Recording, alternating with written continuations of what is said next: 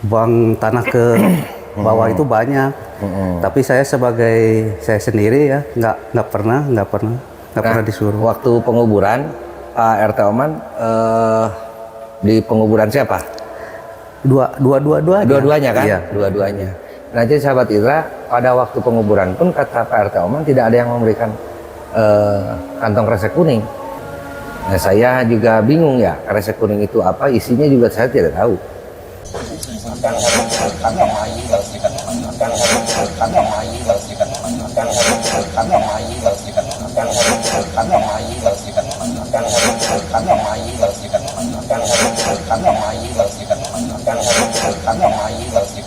Karena waktu itu pun saya ikut penguburan, malah kan saya yang gotong jenazahnya. Iya. Dan kresek kuning itu siapa yang memberikan dan siapa yang memasukkan kita tidak tahu. Nah, kebetulan ketika digali juga oleh Pak RT Oman tidak ada ya kresek kuning.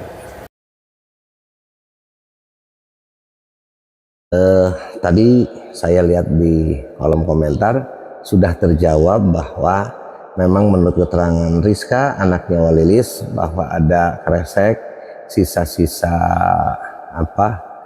atau pakaian dari kedua almarhum, yaitu setelah diotopsi, kata Rizka. Tapi karena saya tidak tahu kresek itu isinya apa dan kresek itu dimasukkannya di kuburan siapa, Amel atau Watuti, saya tidak tahu.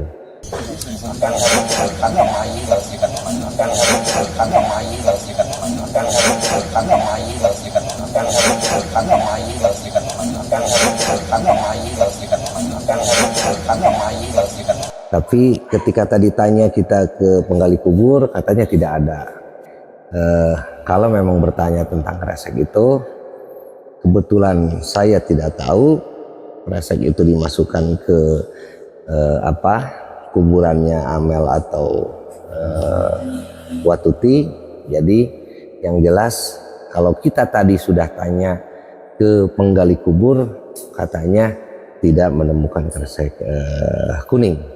Tadi sudah jelas di komen itu bahwa Neng Rizka menjelaskan bahwa ada kresek kuning yang dibawa dan dimasukkan ke dalam kuburan. Oke, itu sudah jelas ya. Terus saya juga akan membahas tentang ada yang di kolom komentar channel YouTube saya, Kades panik. Kalau saya panik dalam urusan apa? Malah saya bahagia dan merasa senang. Jadi kalau saya betul tidak tahu, tidak memperhatikan itu, saya hanya memperhatikan ketika mayat mau dimasukkan ke liang lahat. Ya. Jadi jangan blegedes saya pura-pura nggak tahu. Ya. Saya betul tidak tahu kalau ada kresek kuning yang dimasukkan.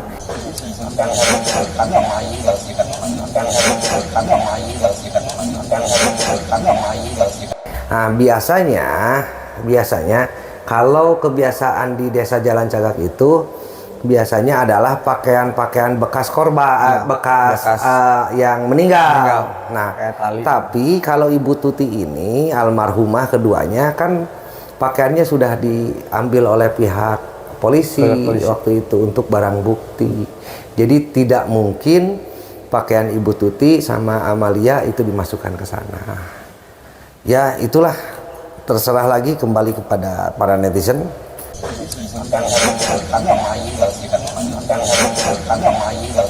Mau menganggap channel saya ini seperti apa, tapi yang jelas saya berusaha menjelaskan fakta di lapangan. Jadi di dalam kresek itu apa, jangan sampai menimbulkan lagi karena ngalilir di polisi ya. Gitu, polisi sudah fokus ke sini, muncul lagi ini. Desa kami itu ketika ada yang meninggal, pakaian yang meninggal itu sering dimasukkan ke dalam kubur. Tapi kalau yang almarhumah kedua ini, baju celananya sudah disita, diamankan oleh polisi. Jadi kresek kuning itu nanti kita tanya, makanya saya tidak akan sok-sok tahu nih isinya apa. Kita tanya dulu nanti orangnya, oke? Tapi begini, jadi banyak yang mengira-ngira gitu. bahwa kresek kuning itu adalah mungkin bisa jadi bukti yang ada di dalam proses waktu autopsi gitu, bukti atau. Tapi saya yakin kalau bukti itu polisi sudah mengamankan. Dan saya tanya waktu itu ke supir ambulan juga tidak ada yang dibawa. Ya Gus, tidak ada yang bawa kan semuanya. Jadi datang jenazah ke sini itu sudah kain kafan sudah dimandikan di sana. Jadi Nah, dari berbagai keterangan video klarifikasi Indra Zainal, akhirnya dia terlepas omong bahwasanya selesai otopsi, mayat sudah dimandikan dan dikafani, sehingga pengakuan kantong mayat itu tidak benar. Itu adalah pengalian terhadap apa yang dimasukkan ke dalam liang lahatnya Amalia Mustika Ratu. Karena pengakuan terakhir Indra Zainal, inilah memang tata cara otopsi di seluruh dunia. Dari Islandia sampai ke Afrika Selatan, dari Alaska sampai ke ujung selatan Argentina, ataupun dari Siberia hingga ke ujung selatan New Zealand. Semua proses otopsi itu dilakukan secara manusiawi, di mana tidak mungkin lagi kalau sudah otopsi korban ditempatkan ke dalam kantong mayat, apalagi di Indonesia yang merupakan negara Pancasila, di mana kedudukan pertama atau sila pertama adalah ketuhanan yang Maha Esa. Ini artinya setelah mayat diotopsi, diperlakukan secara manusiawi sesuai dengan agama dan kepercayaan yang dipeluknya. Begitu. dan saya tanya waktu itu ke supir ambulan juga tidak ada yang dibawa. Ya Gus, tidak ada yang bawa kan semuanya. Jadi datang jenazah ke sini itu sudah kain kafan sudah dimandikan di sana. Apabila mayat yang diotopsi tersebut beragama Islam, diperlakukan secara agama Islam, tidak mungkin masih telanjang di dalam kantong mayat. Itu sesuai dengan undang-undang, dari mulai KUHP hingga peraturan Menteri Dalam Negeri, undang-undang kesehatan hingga peraturan Menteri Kesehatan. Semua mengacu kepada kitab undang-undang hukum acara pidana, tidak sembarangan.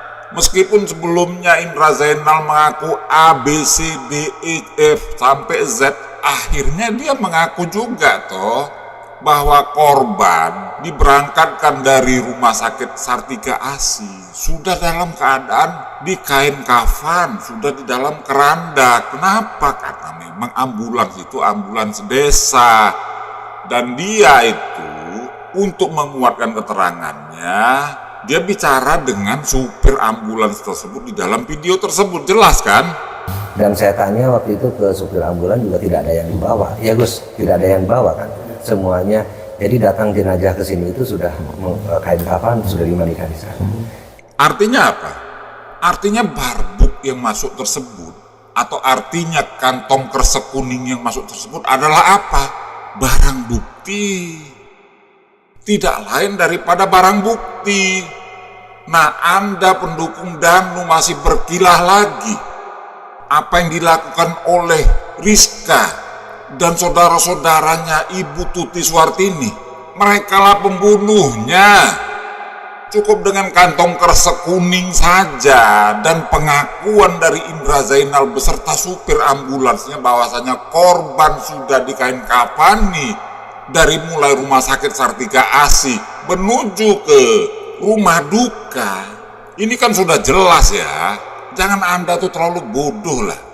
Dan saya tanya waktu itu ke supir ambulan juga tidak ada yang dibawa. Ya Gus, tidak ada yang bawa kan semuanya.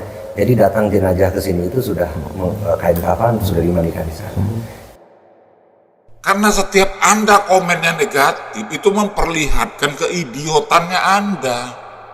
Sudah datang korban dalam keadaan berkain kafan, tapi dimasukkan kantong kresek 2 kantong ke liang lahatnya Amalia Mustika Ratu. Hanya liang lahatnya Amalia Mustika Ratu.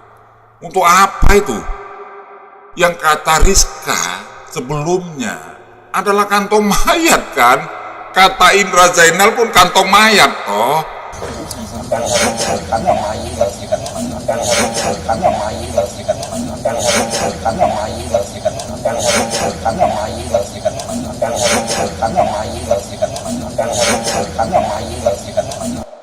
Mulut Indra Zainal yang baunya bosok kayak comberan ini, dia bantah sendiri bahwa korban datang ke rumah duka sudah berkain kafan dari kantong mayit, kantong mani, kantong mayit berubah menjadi berkain kafan.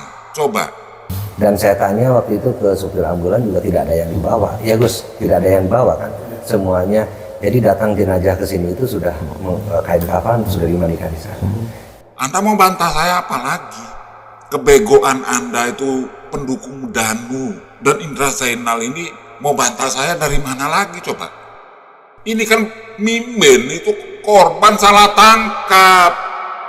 Makanya Polda Jabar tidak berani menahan Mimin dan kedua anaknya ini tidak boleh kita biarkan. Orang yang tidak bersalah jangan ditangkap. Indra Zainal inilah yang harusnya ditangkap. Kenapa polisi tidak mau? Itu yang kita pertanyakan.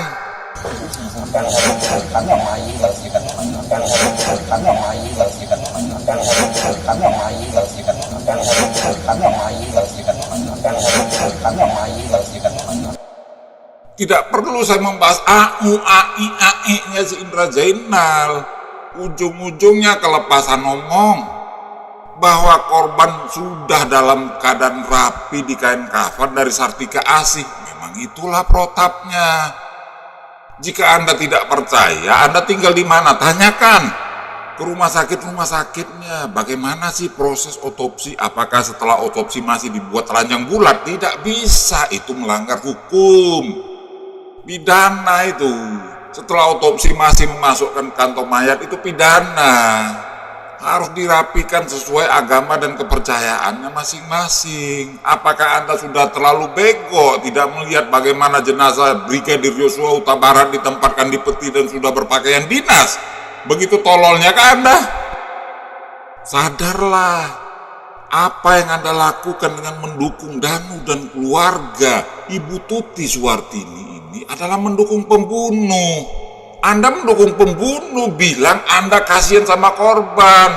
Asui. Anda tuh asui. Kebegoan yang luar biasa.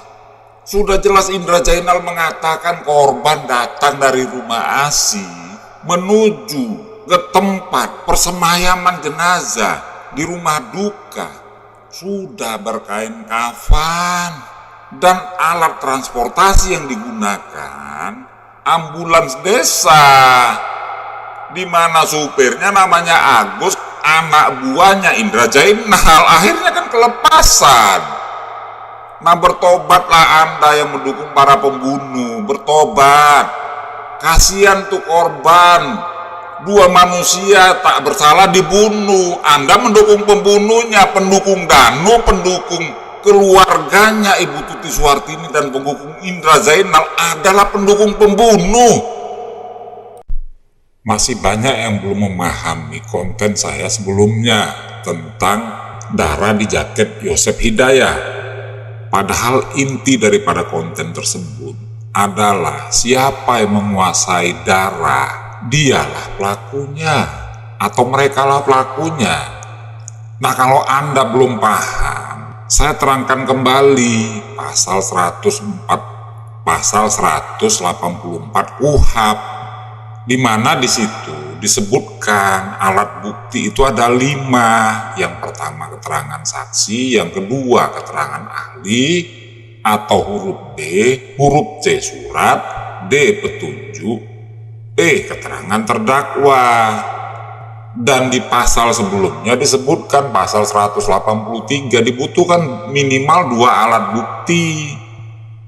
Apa hubungannya dengan video tersebut? Nah, video tersebut termasuk alat bukti yang bisa dimasukkan dalam pembuktian alat bukti surat maupun alat bukti petunjuk. Jadi video dari Heri Susanto tersebut adalah alat bukti. Apabila dia didapatkan dari transmisi elektronik kemudian dimasukkan ke dalam flash disk, dia menjadi dokumen elektronik. Nah, itu alat bukti surat. Jadi Anda pahami dulu, jangan ngarang-ngarang. Karena semua hukum ini berdasarkan alat bukti, minimal 2 alat bukti untuk menjadikan seseorang sebagai tersangka. Nah, di sini kenapa saya simpulkan bahwa Indra Zainal CS adalah pelakunya.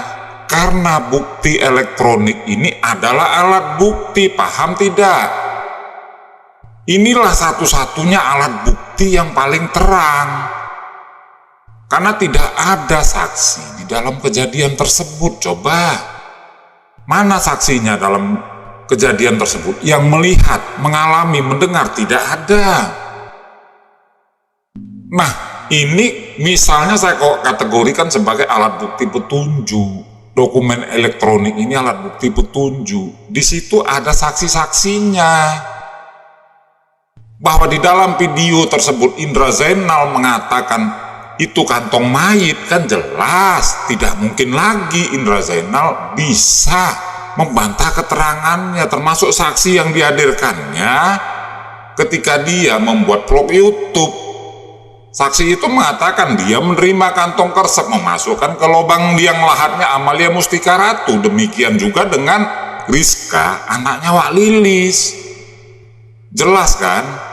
Ditambah lagi keterangan Indra Zainal yang memang sebetulnya harusnya begitu, bahwasanya korban itu datang dari Rumah Sakit Sartika Asi ke persemayaman terakhir itu sudah di kain kafan tanpa tambahan yang namanya kantong jenazah.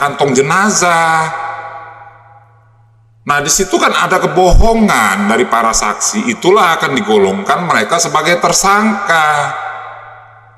Jadi dari dokumen elektronik videonya Heri Susanto ini sudah mengandung 2 alat bukti, tinggal Polda Jabar mau menangkap apa tidak, kan itu persoalannya.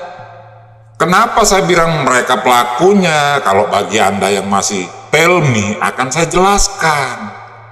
Ini jumlah darahnya ribuan tetes, bukan lagi 1 tetes, ribuan, literan. Ada 3 kantong kresek mengandung darahnya korban. Paham ya? Berliter-liter darahnya korban mereka simpan. Kapan mereka simpannya? Coba Anda pikir. Orang yang mengaku terakhir kali ke TKP, yaitu yang berdekatan dengan peristiwa pembunuhan tersebut, adalah Yosef Hidayah. Setelah Yosef Hidayah tidak ada lagi, kecuali masa yang ramai di tempat. Siapa yang mengambil liter-literan darah tersebut? Kapan mereka ambil? Paham nggak? Kapan? Coba saya tanya, kapan? Itu aja Anda jawab. Kalau Anda menjawab begini begono, nggak akan bisa selesai. Coba berikan jawaban Anda, kapan ini saudara-saudaranya Ibu Tuti mengambil darah sebanyak ini? Tentu saja jawabnya sebelum Yosef Hidayah. Benar apa tidak? Itu aja dulu, benar apa tidak? Apakah setelah Yosef Hidayah?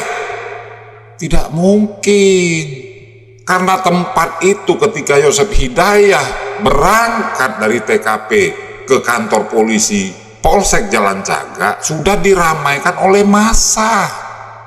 Jadi tidak ada interval di situ. Artinya penguasa darah yang ada di kuburan tersebut adalah keluarganya Ibu Tuti, saudara-saudaranya Ibu Tuti.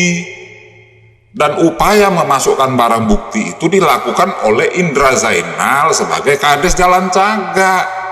Maka mereka lah pelakunya. Masa Anda nggak paham juga? Artinya di situ sudah terkandung 2 alat bukti. Lah terus Anda bicara begono begini, kan lucu. Kita tidak perlu lagi dengan keterangannya Yosef Hidayah, keterangan yang lain-lain. Inilah alat bukti yang paling kuat, bukan kata-katanya. Dan informasi elektronik ataupun dokumen elektronik itu adalah alat bukti yang sah. Sudah banyak toh kasus, mulai dari kasus Ahok dan macam-macamnya itu. Banyak penista agama di penjara gara-gara YouTube. Anda gimana sih? Nah, berhubung video tersebut diambil di makam, sedangkan proses pembunuhan terjadi 1 hari sebelumnya. saksinya, maka itu akan dijadikan alat bukti petunjuk. Disitulah akan dikembangkan polisi dengan saksi-saksi yang ada. Dengan pemanggilan para saksi, maka akan ditemukan tersangkanya. Dan kita cukup mudah untuk menentukan tersangkanya siapa. Penguasa darah tersebut, penguasa kuburan, merekalah tersangka-tersangka pembunuhan. Jadi saya tidak asal tuduh, bagaimana sih?